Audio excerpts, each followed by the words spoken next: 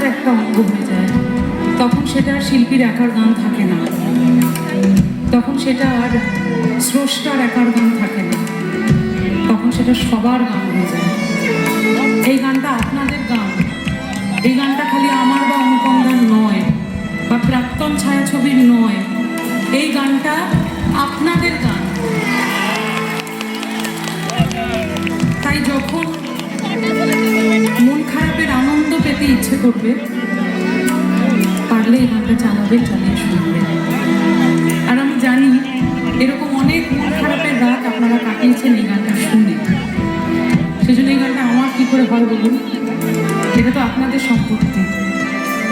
তাই গানটাকে ভালোবাসুন, আমাকে ভালোবাসুন, বাংলা গান ভালোবাসুন, বাংলা ছবি ভালোবাসুন, বাংলা বই ভালোবাসুন। এই বই মেলায় আপনারা এসেছেন, কাইন্ডলি যতজন আছেন সবাই মিলে একটা করে যদি বই কেনেন না, তাহলে এই ফিজিক্যাল বুকগুলো পাচ্ছে। এখন তো আমরা সবাই মনে থাকি না, ফোনে থাকি। এই অ্যাডিকশনটা কমিয়ে যদি আরো বেশি করে বইয়ের মধ্যে ঢুকতে পারি, সমাজের ভালোই হবে, আমাদের ভালোই হবে। তাই সবাই ভালো থাকবেন, আনন্দে থাকবেন, খুব খুব গানে থাকবেন, প্রেমে থাকবেন।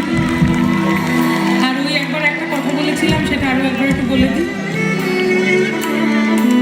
এই তালাটাও ভালো, এই চাবিটাও ভালো, শুধু এই চাবিটা এই তালাটার জন্য নয়।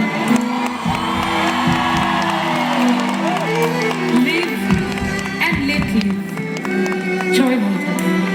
এবারে আপনাদের টান, সবাই গান। তুমি যাকে ভালোবাসো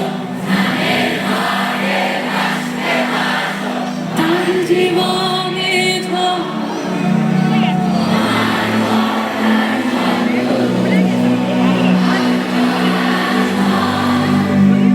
আমার দরজায় খিল দিয়েছি।